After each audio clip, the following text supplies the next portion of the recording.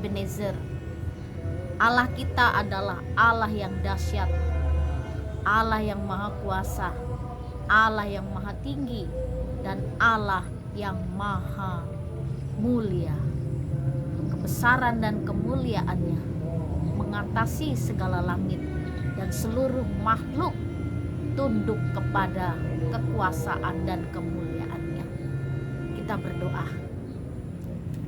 Kami memuji kebesaran-Mu pada pagi hari ini, karena Engkau adalah Allah kami yang besar, Allah kami yang tinggi, Allah kami yang mulia, tapi Allah yang turun ke dalam dunia menjadi sama seperti kami. Kami bersyukur punya Allah seperti Engkau. Engkau selalu memberikan yang terbaik kepada kami. Bahkan Engkau rela datang ke dalam dunia ini untuk menebus kami. Di tengah kemahakuasaan-Mu, Engkau juga Allah yang rendah hati. Terima kasih atas segala teladan yang Kau beri kepada kami. Tuhan, kiranya Engkau menolong kami. Pada pagi ini kami akan mendengarkan suara-Mu lewat firman-Mu. Terima kasih ya Bapa, di dalam dan demi Yesus Kristus kami berdoa dan mengucap syukur. Amin. Pagi ini kita akan bersama-sama merenungkan satu tema firman Tuhan, kemahakuasaan Allah di daerah Babilonia. Tentu kita masih ingat tentang cerita Daniel yang hidup di zaman pembuangan. Dan ketika Raja Nebukadnezar memerintah, Daniel bersama dengan teman-temannya Sadrak, Mesak, dan Abednego, mereka ada dan tinggal di dalam kerajaan Nebukadnezar. Lalu pada suatu hari Raja Nebukadnezar bermimpi. Dalam satu mimpi itu ada mimpi yang sulit untuk diartikan. Lalu dia memanggil semua ahli nujum dan tabib-tabib, ahli-ahli mengartikan mimpi, tapi tidak ada satupun yang dapat mengartikan mimpi itu. Lalu hatinya menjadi gelisah, hatinya menjadi gusar, gundah gulana, karena mimpi itu sangat mempengaruhi pikirannya. Lalu dia tidak mengerti artinya.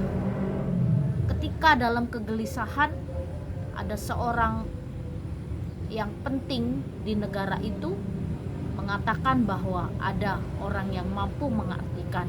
Dia bernama Daniel. Lalu Daniel dipanggil untuk mengartikan mimpi itu. Lalu Daniel menjawab, Allah yang di surgalah yang akan mengartikan mimpi-mimpi itu. Karena Allah yang kusembah, Allah yang kupuji, Allah yang kutinggikan, Allah yang mampu mengartikan mimpi.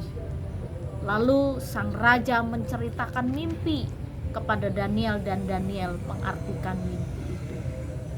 Dan mimpi itu adalah tentang sebuah patung. Adapun patung itu kepalanya dari emas tua, dada dan lengannya dari perak, perut dan pinggangnya dari tembaga. Sedang pahatnya dari besi, dengan kakinya sebagian dari besi dan sebagian lagi dari tanah liat. Ini adalah satu mimpi yang disampaikan oleh Nebukadnezar.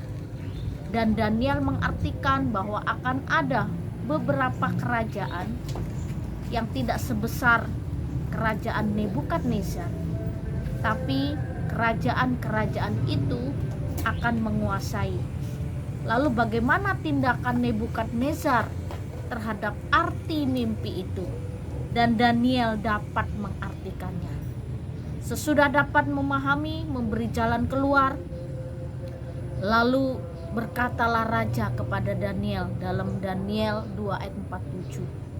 Sesungguhnya Allahmu itu Allah yang mengatasi segala Allah, dan yang berkuasa atas segala raja, dan yang menyingkapkan rahasia-rahasia, sebab engkau telah dapat menyingkapkan rahasia itu.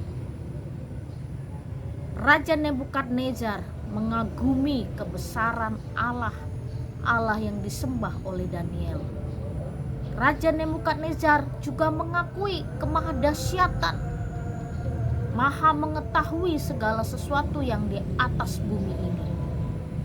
Dan akhirnya dia memuji Allahnya Daniel. Allah Daniel itulah yang sekarang kita sembah.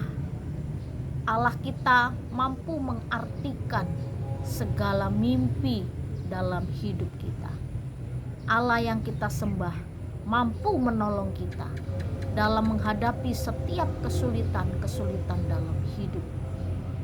Ketika Daniel menghadapi berbagai macam kesulitan tinggal di daerah Babelonia, Allah lah yang menjadi pelindung dan penolongnya. Demikian juga kemahabesaran Allah, kemahadahsyatan Allah, dan kemuliaan Allah nyata di tengah-tengah hidup kita. Dia adalah Allah yang akan menolong kita. Dia besar, Dia mengasihi kita, orang-orang yang kecil. Jadi ingatlah, kita punya Allah yang besar. Ketika persoalan datang menghampiri, lihatlah Allah yang besar, maka engkau mampu menghadapinya. Dan percayalah, sekecil dan sebesar persoalan yang kita hadapi, kita punya Allah yang besar yang mampu menolong dan melindungi kita. Kiranya Tuhan menolong kita. Mari kita berdoa.